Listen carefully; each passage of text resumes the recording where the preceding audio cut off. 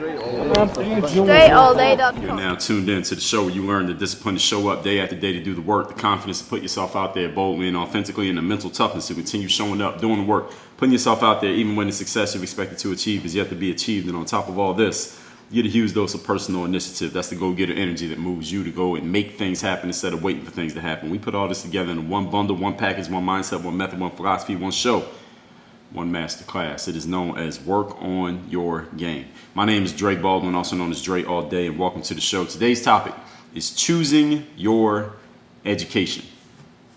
Yes, choosing your education. Not the education that's handed to you, not the education that is forced upon you, not the classrooms and the lecture halls that you are forced to sit in, but it is choosing your own education in life. And yes, you do have this choice. If you didn't know, today I'm going to inform you of that, and I'm going to inform you how, and I'm going to inform you what to do about it. I'm going to give you the whole package. People ask me often, I get asked this question, what's something that you would tell your younger self? What would you tell you from 10 years ago? What would you tell yourself when you were the age of whomever is asking me the question? Maybe it's a college student, maybe it's a high school kid, maybe somebody 10 years younger than me. What would you tell your younger self? Well, the first thing you need to understand is anytime you're talking to someone who's a subject matter expert, someone who's in my position in any industry, everything that they're talking about is what they would have told their younger selves. They're telling you things that they wish they would have known before they knew them. All right, so everything that I've ever talked about here in this class, 1,400 plus master classes here, every single one of these things I wish I knew 1 week earlier than I knew it, or 1 year or a decade earlier than I actually know. So everything that I talk about is something I would have told my younger self. But if I had to just narrow it down to one specific thing, here it is. Start choosing your education ASAP. Choosing your own education as soon as possible, simply because what I mean is that how and where and from whom you learn that is not prescribed by teachers and professors at an institution of higher learning, as they call it. Meaning you're choosing who you're going to learn from, you're going to choose what you learn, and you're going to choose how you learn it.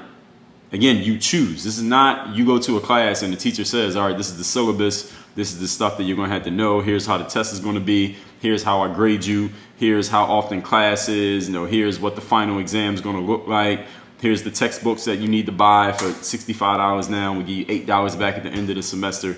No, I'm talking about the education that you 100% have choice over, who you're going to learn from, because there are plenty of people out there teaching, how you're going to learn it, because they put it out in different ways. You got audio, you got video, you got written, you got hands-on experience, a lot of different ways that you can learn and when you learn. All right, do you want to cram and take all the information in one day? Do you want to listen to something once a week? Do you want to take an hour every single day? How do you want to do it? You have 100% choice over this stuff if you decide to get involved in this area. All right, you got to make the choice to even get involved in the first place for any of this to apply. Self-education is what I'm referring to.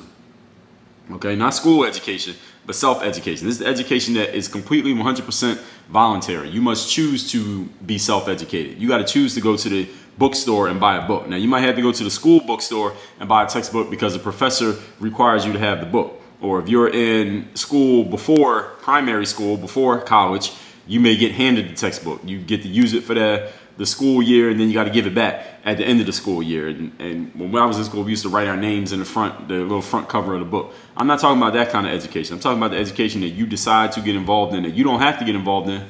After you graduate from school, nobody's ever going to force you to learn anything ever again. You take a job, they're going to teach you, but you don't have to listen if you don't want to. In school, you kind of have to because you're kind of stuck there. I mean, you're pretty much quarantined to that place for 8 hours a day, right? But when you get out of school, anything else that you learn is going to be because you chose to learn it. And I want you to understand the reason why choosing your self-education and self-educating period is the one thing, the most important thing that I would tell my younger self, is because my self-education has made me a whole lot more money than my formal education did.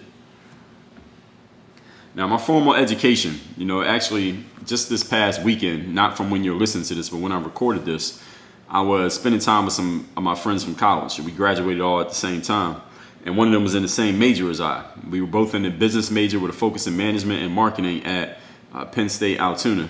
And he's an entrepreneur, I'm an entrepreneur. We do completely different things. But he said to me, Dre, from what we learned in our business classes in college, do you feel or do you use any of that knowledge these days in what you do business-wise? And my answer was, hell no. I do not use any of that information in my business. Nothing that I was taught in my business classes in college is helping me do anything in business these days. But there's one particular thing it does help me do, and I wrote about that in my emails. If you don't get my emails every day, I have no idea why. Either something's wrong with your spam filter or you just aren't on the list. So you need to go to workonmygame.com. Get yourself on that email list. Do yourself a favor. You're not doing me a favor. You're doing yourself a favor. So get those emails. And if you didn't read the ones that already came out because you already missed them, go to dreallday.com/blog, B-L-O-G, and you can read those articles. But anyway, I told him, no, I don't learn anything there. But in my primary school education, meaning K through 12, kindergarten through 12th grade, I kind of learned how to read and write when I was at home before I even started school. But school taught me a little bit more about reading and writing and arithmetic and vocabulary, the basic stuff.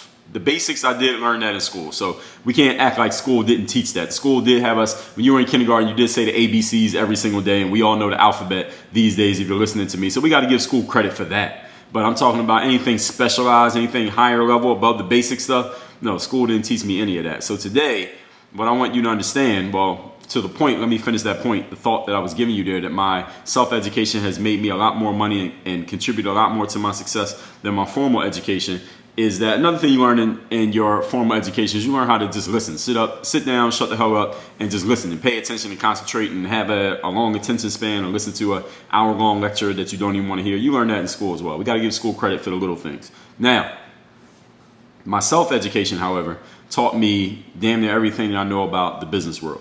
Everything I know about dealing with other people, relationships, business, relationships, sales, anything about finance, anything to do with money. I learned all of those things in my self-education.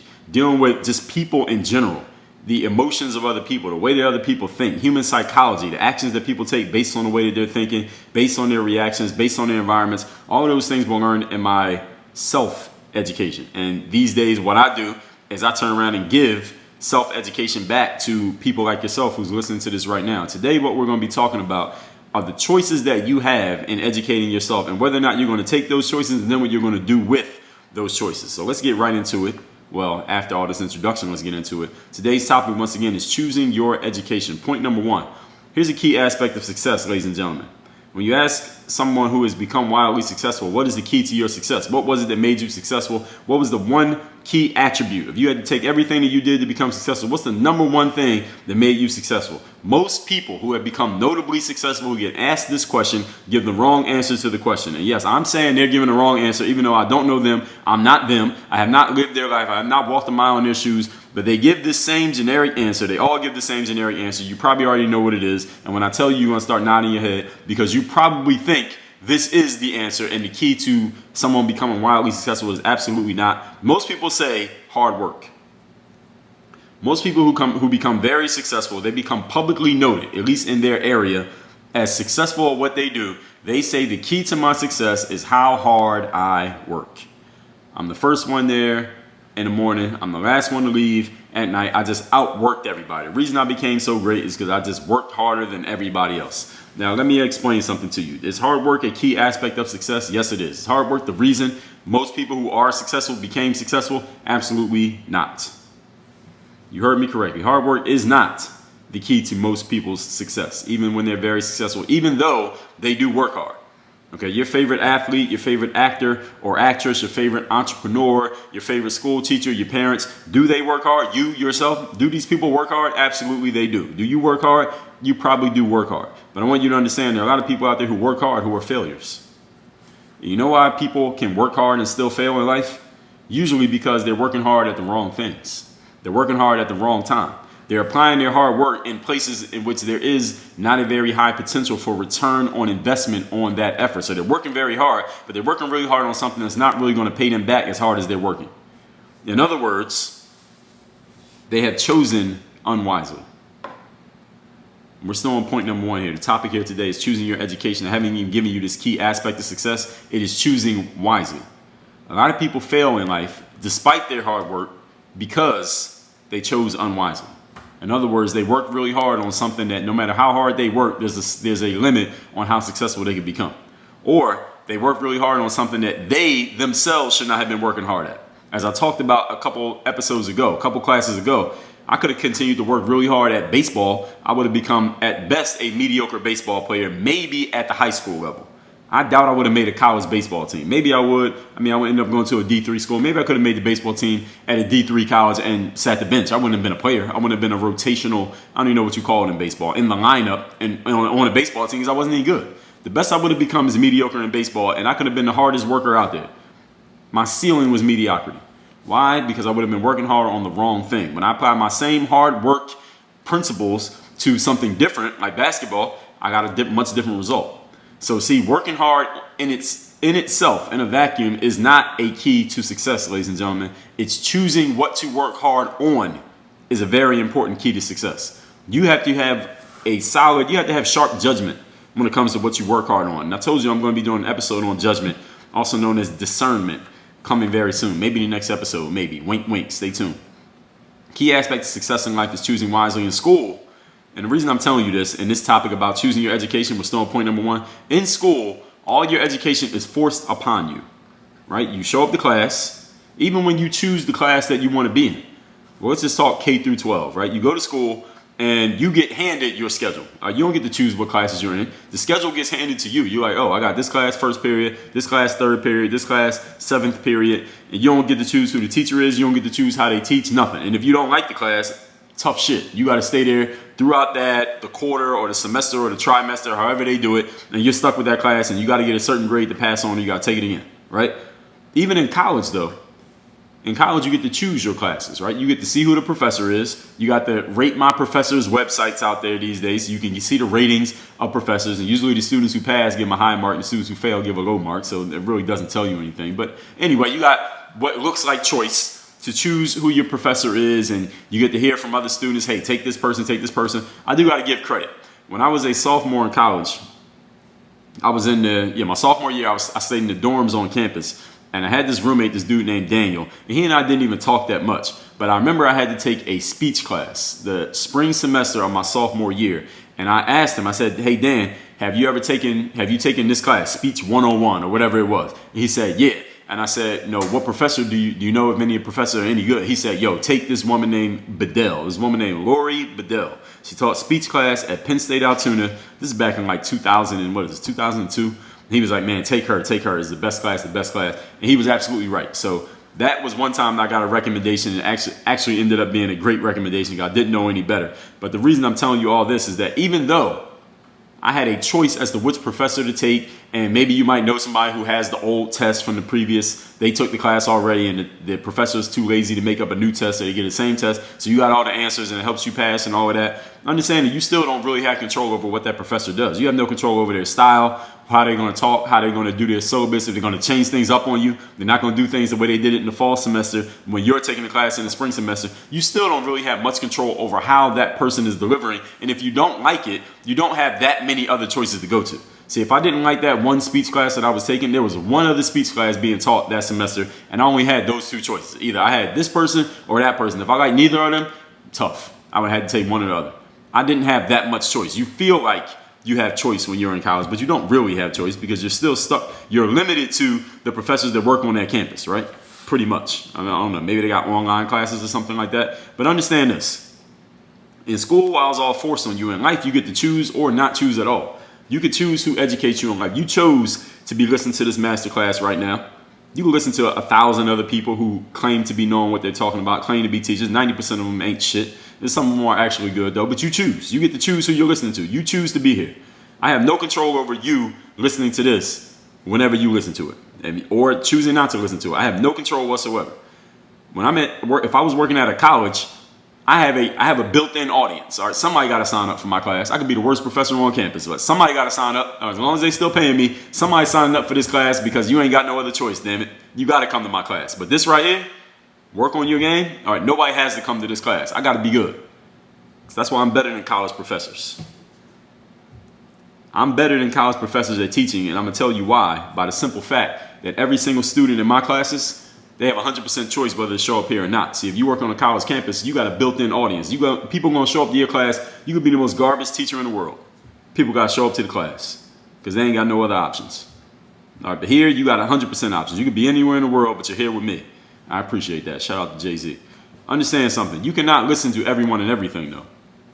Even though you have a choice, You can't listen to every person who's out there teaching about fitness or talking about confidence or talking about how to write a book. You can't listen to everybody out there because there's too many people. You don't have the time or the space to do that. There are too many pieces of information, and some of that information will conflict with each other. I'm going to say something here that some other guru or expert, quote unquote, is going to say something completely different, and it will confuse you more than inform you if you try to listen to everybody.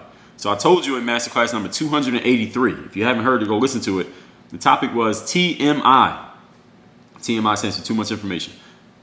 And the subtitle to that was choose your gurus and eliminate the rest. In other words, with all these people out here spewing information on certain subjects, every subject you got multiple people talking about it, you got to ask yourself, who am I going to learn from in this particular area? Because you can't learn from everybody.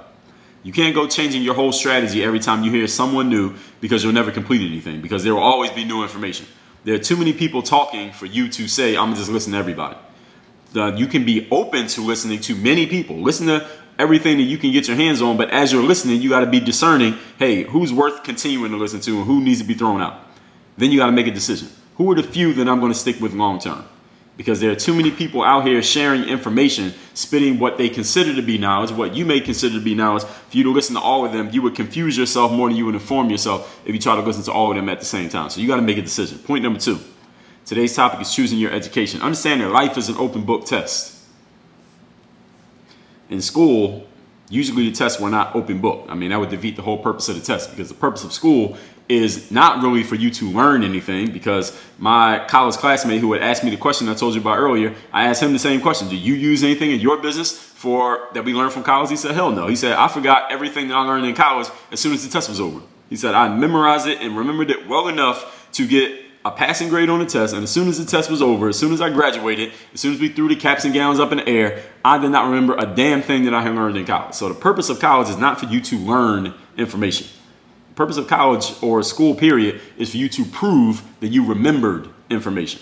Now, can you remember something because you learned it? Absolutely. But you can remember something without learning it. You can memorize something. You can commit something to short-term memory long enough for you to take the test tomorrow morning at 11 o'clock, pass the test, and you forget every single thing that you were taught. Most of the things that I learned in school, I forgot all of them. Anything that was on the test, I don't remember any of it. Don't ask me nothing. If I had to take a college exam, every exam I ever took in college, I had to take them all over again right now, I would not pass college. I wouldn't even pass freshman year, let alone get a degree. School trains you to memorize information. Useless. Why? Because think about it. When you get into life, like where in your life, let me ask you this question. Any of you who's been in school and is no longer in school, let me ask you this question.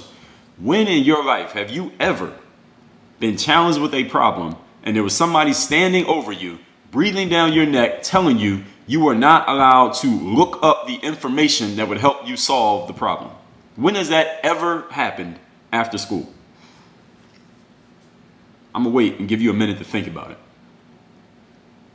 Has there ever been a situation, there's a challenge or a problem or a conundrum that you needed to solve, and somebody said, you do need to solve this problem, but you're not allowed to Google it, you're not allowed to read a book, you're not allowed to call somebody who might know the information better than you, you're not allowed to go look back at the time you fixed it before, you're not allowed to cross-reference any other information that could help you solve this problem faster and more efficiently. You're not allowed to do that. You just got to figure it out through your own head without looking up any information. But you need to figure this out. Has that ever happened?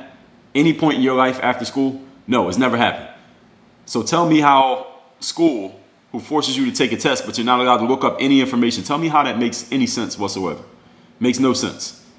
In school, you're supposed to answer this mathematical problem or tell us who Hannibal was, the warlord Hannibal. Tell us who Hannibal was without looking it up. You're not allowed to Google it. You're not allowed to look at your book. But in life, if somebody asks you who Hannibal was, all right, you're allowed to Google it. You can go look it up. You can go ask somebody. You know somebody who's a history teacher, let them answer. Why you got to go figure it out? All right, why do you need to fill your brain with that useless information if it has nothing? It doesn't pertain anything to do with what you do in life. That makes no sense. Life is an open book test, ladies and gentlemen. You're allowed to look up any information you want, talk to anyone you want, reference anything that you want to get the information you need to achieve any outcome that you wish to achieve. Life is open book. School is closed book. Life is open book. So they're the exact opposite. School is preparing you for something that you will never have to do again in life. The information is always out there. In life, that is. It's out there in school too. You're just not allowed to look at it. But in life, you're allowed to look at it. Information is out there and it's available to you, and you are never ever restricted from accessing information. All right, nobody ever blocks you from looking at Google. I don't know, unless you're visiting China or some country that's blocked Google. But you have to first diagnose what you don't know and what you need to know. Then you got to go get that knowledge. So in school, you're dealing with the problem of being limited from looking at information. In life, you're dealing with the problem of having access to too much information. Because if you open a new window and go to google.com right now, you could literally learn about anything you can think of. Anything that you can think of writing into that search box, you can get all the information that exists about it right now. So the challenge now in life is not that you don't have enough information, is that there's so much information that you must first diagnose what information do I need? And then you got to know how to go find it. And that's a challenge in itself. You ever been trying to look up something or look up someone, but you couldn't remember the name of it, or you don't know what to call it, or you don't remember the name of that person or the song or the name of their company or whatever it is they did, and you were like trying to rack your brain, trying to figure out, damn, what is it that I need to search for so I can find this information? You ever had that happen to you? I know it's happened to me. I had a guy once book me for an event to speak at his company's event. And I asked him, how did he find me? He said, well, I saw you on somebody's show or heard you on somebody's show. And then like 8 months later, after I heard you on that show, I decided that you were the person that I wanted to come to this event, but I could not remember your name. And he goes on to say, man, I was having my staff go look you up, and I was trying to tell them whatever I could remember about you. Now, I was having them tell them whatever I could remember about you, and they were looking it up and bringing me people. I'm like, no, not him, not her, no. And he just couldn't find me. He was getting frustrated with his staff because they couldn't find me. And then eventually he said he Googled something. He doesn't even remember what he Googled. And he finally stumbled upon me. He said, yes, that's the guy. And then they found me and they booked me, and the rest became history. Now, as a side note to that story, I had no idea why the guy didn't just go look up the show that he saw me on and just look through the archives or just reach out to the host and say, hey, who was that guy? Who was this, that, and the third? I mean, I think I have some distinctive qualities that he could easily find me. But that's a whole nother story that I don't know the answer to. But the point is this. His challenge was not that he didn't have enough information. The challenge was he had so much information that he couldn't remember who I was. He didn't know what to search in order to actually find me. So maybe I need to do a better job making sure people remember me. But it was 8 months later. I mean, that ain't really my fault. The information is out there and available to all of us, but you got to be discerning about what information do I need, and then limit yourself to only find the information that you need and not getting lost down rabbit holes of information that is not pertinent to what you're doing in the moment. In other words, focus. There are no excuses in life for failing due to a lack of information, at least not more than once. Maybe the first time you fail at something is because you didn't know something, or maybe you didn't know that you didn't know something. You failed because of that. But that's okay the first time. After the first time, that's no longer acceptable. It's all on you to plug your knowledge holes. Any holes that you have of knowledge, things that you understand that you don't know, you need to go figure it out. So while life is an open book test, understand something, ladies and gentlemen. You have to actually open the book. All right, just because it's an open book test doesn't mean you're going to get all the answers right. You still got to know where to look in the book. Now, you got a 400-page textbook or a 4 million page textbook called Google. Just because the book is open to you does not necessarily mean you're going to get an A on the test, because you still got to know where to look to get the right information. There might be 1,000 people out there teaching yoga on the internet. Doesn't mean they're all good. All right, you got to be smart in figuring out who's the person that could help you in your situation with your specific needs. That is a challenge within itself. So if you got any teachers or professors in here, I suggest maybe you try letting your students have an open book test, and you will notice, teacher, as I'm telling you right now, and students, if you're listening to this, you'll notice that just because the book is open does not necessarily mean you're going to get every question right. You think that an open book test means everything's going to be easy. Au contraire. That is not true. Point number 3. Today's topic is choosing your education. Point number 3, the brain is a muscle. Do not allow it to atrophy. For those of you who don't know what atrophy means, it means when something wastes away due to lack of utilization, lack of use.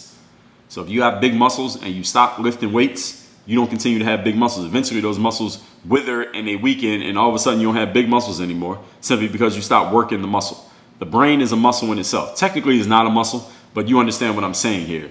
For I mean this metaphorically, that the brain is a muscle, meaning the more that you work the brain, the stronger the brain gets. The brain gets sharper and smarter the more that it is used and put to work.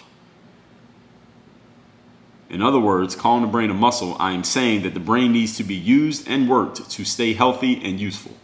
So when a person grows older, when your physical body grows older, and maybe physically you can't do the same things you used to do when you were half the age that you are now, mentally you can still get better. You can still get sharper. You can continue to grow mentally, even though physically the body can't do it anymore. How? By continuing to use your brain and continuing to give your brain assignments. All right? Don't allow your brain to just turn into mush by not putting it to work. All right? You let your brain sit around doing nothing, and it will soon check out on you. It will wither away the same way big muscles wither away. No human brain transplant has ever been conducted. I went and looked it up, actually, in my research for this topic. So if your brain withers away and it becomes completely useless because you neglected to use it, you cannot go to a surgeon and get a brain transplant. They can't transplant the brain of a dead person into your head and then all of a sudden you got a 20-year-old brain all over again. It doesn't work like that. At least not as of this recording. No human brain transplant has ever been done. So if you want to volunteer yourself to be the first one, I don't know. Maybe you can put that on your driver's license or something next to the organ donor. All right, take my brain and give it to somebody else when I die, see if they can use it. All right, you won't be around to see what happened though. At least as of this recording. You know, who knows? Maybe they're working on some new technology. But you get what I'm saying. Do not bet on being able to transplant somebody else's brain into your head because you stopped using your own brain. Ensure that yours keeps you on the job. All right, you don't want to be the test case that maybe it'll work and maybe it won't. All right, so how do you do this? There are 5 things I'm going to tell you to do to keep your brain working. Keep the muscle of the brain working. 1, read. Read. You know what reading is, right? I don't need to explain that. 2, write.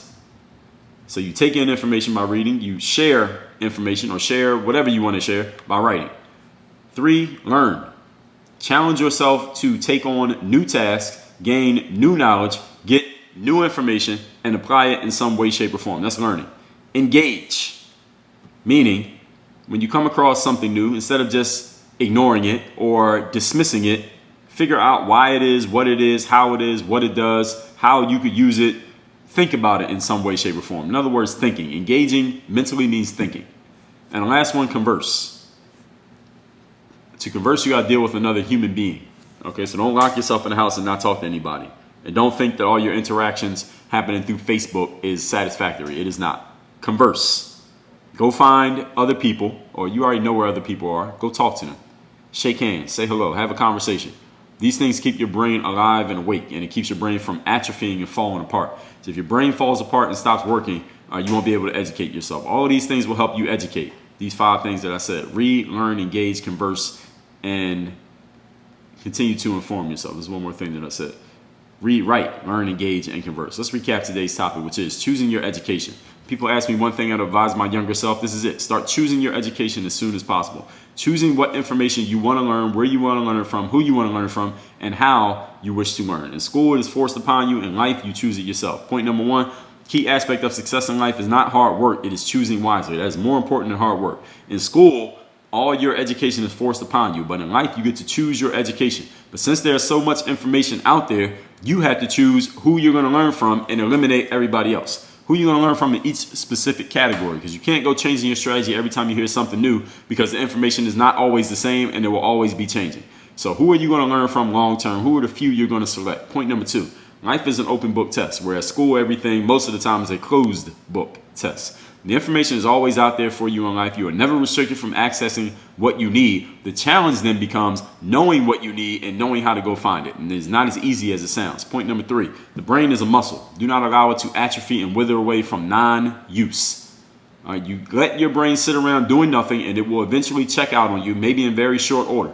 No human being brain transplant has ever been conducted, so do not bet on you being the first person that does it successfully or has your brain a new brain transplanted into you successfully. Ensure that you keep yours on the job working the way that it needs to work by reading, writing, learning, engaging, and conversing.